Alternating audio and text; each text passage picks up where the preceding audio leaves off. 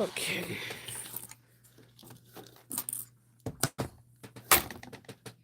Hey, good morning, guys. How are you? It's Friday. Oh, so many things are happening today. Um, my son, we're giving my son a surprise birthday party this weekend. Well, on Sunday. So today is the first part of his surprise. My Kendall's dropping him off in DC with his auntie and our nephew, and he's gonna spend the weekend with his friends and stuff like that. You know, playing video games, doing what kids do best, play around and cause mischief and mayhem and make you not sleep, all that fun stuff. um, and then on Sunday, we're having a surprise party at Main Event. That's what it's called.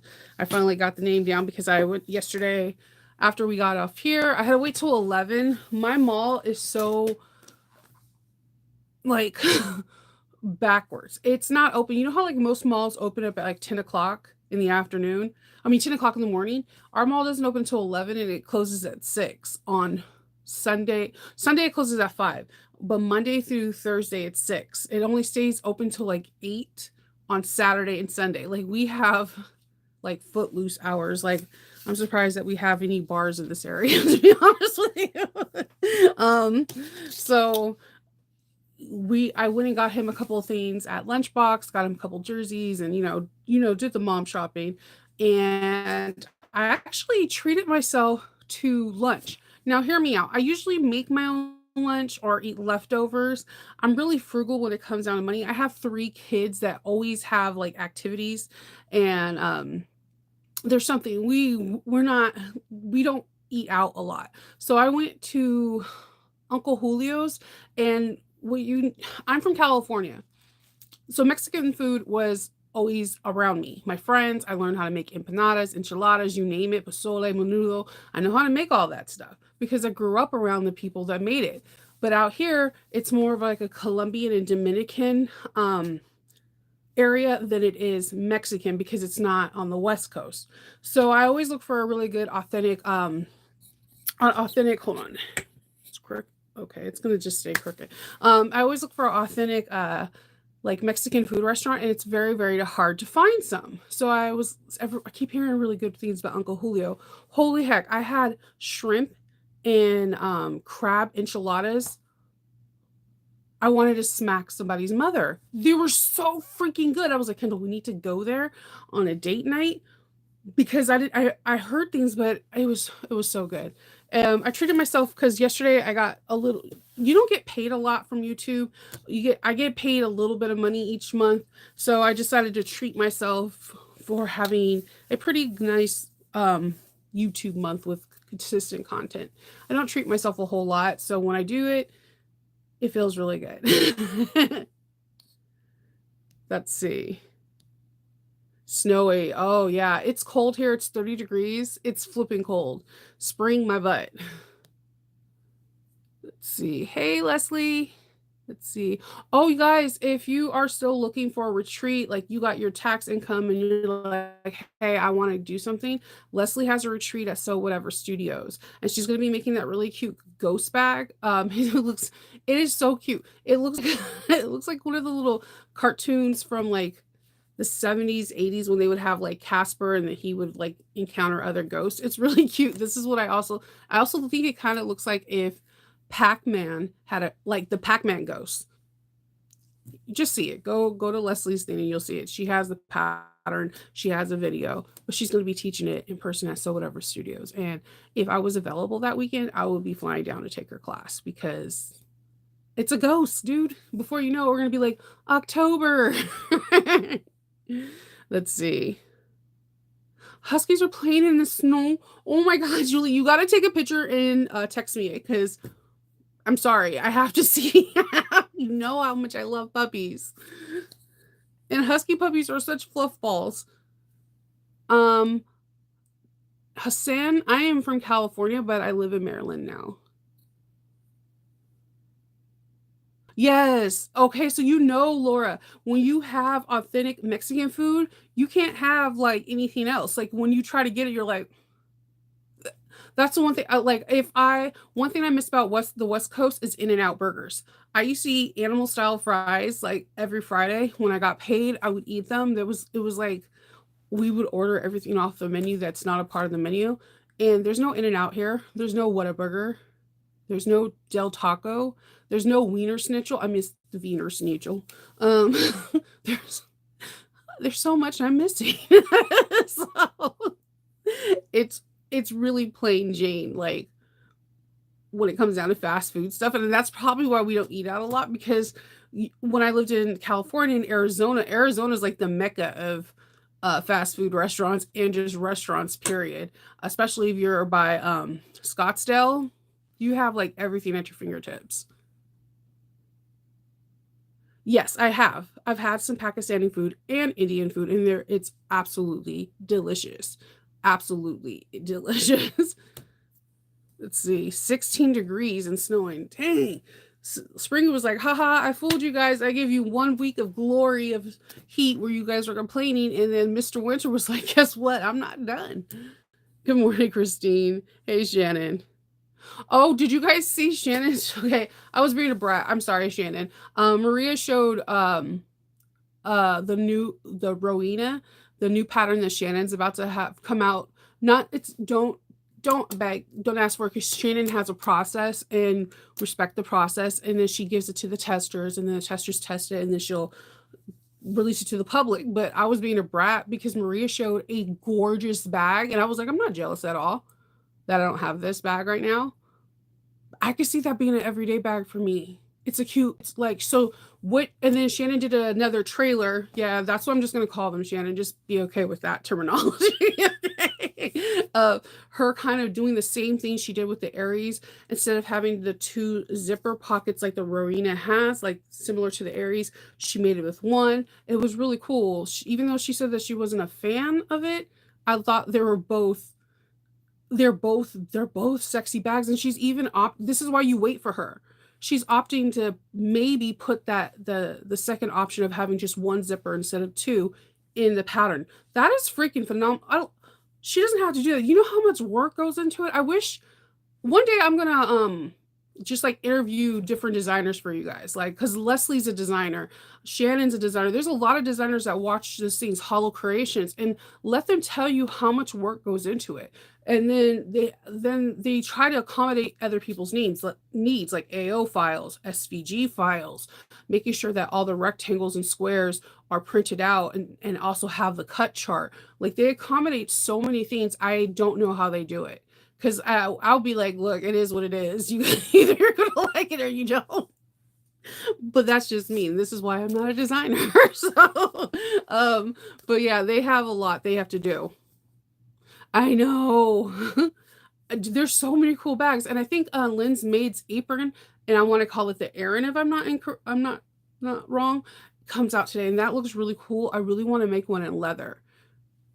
I don't know why. In leather. I have no idea why I want to make it in leather. I also want to make one for Kindle in like a duck cloth because like for grilling, like if I do sublimation on it or something, for Father's Day, it would be like a dope Father's Day gift. And Father's Day is in June and that's just around the corner. So I'm just saying there that pattern comes out today. Um Oh yeah, I'm also looking for a country cow did something different. This she they Adam created a tote bag that is meant strictly for industrial sewing. I know that it's a taboo subject because everybody wants everything to be inclusive, and I completely understand that. But I'm always curious when someone makes something that is just for industrials, like how does it sew up? What was their techniques?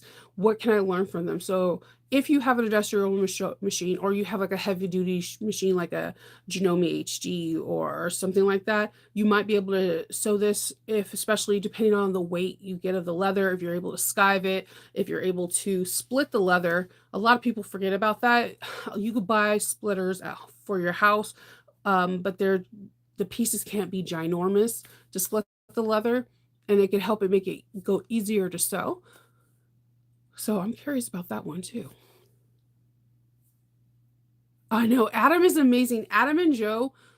Okay, so I don't know if you guys know this, but I don't talk about it a lot. I'm part of Swoon's Swoon, Bag of the Month, Mrs. H, like umbrella. I'm just like a mod, like in each group.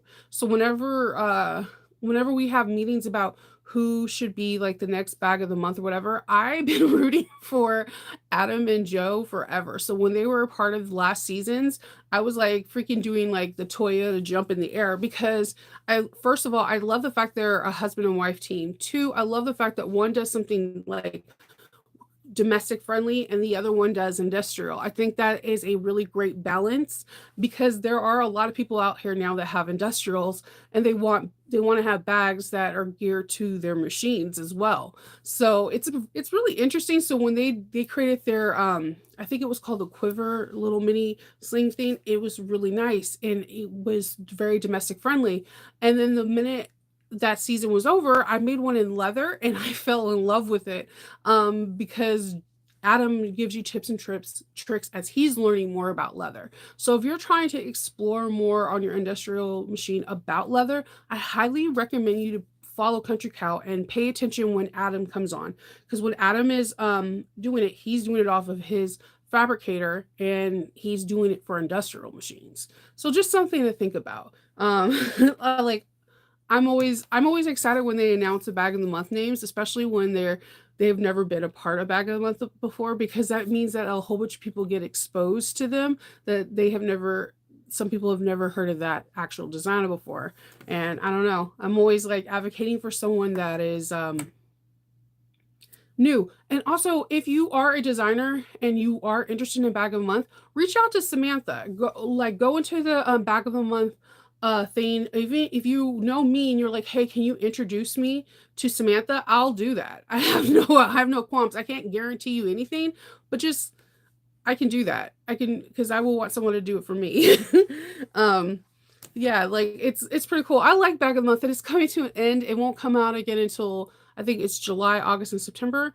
Is so we have like a couple months break. They usually announce the names of the people who are going to be designing. If it's July, maybe May or June. So I'm pretty excited about that as well. Let's see. Stitchcraft has a new pattern shaped as a book. No, I didn't see that. I need to look at that.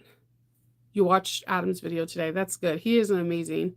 It would be so cool. I've always wanted to interview because there's so many designers. There's so many cool designers that have different like aspects and different like takes on how they design and what's their process because some take a longer than others, some come faster, and they're all equally to me astonishingly beautiful. It's like they created something out of nothing. They had an idea and they made it come into real life. That is amazing. That's magic. If that's sewing magic, that's what we're talking about, the sewing wizardry. So like I don't know how they do it.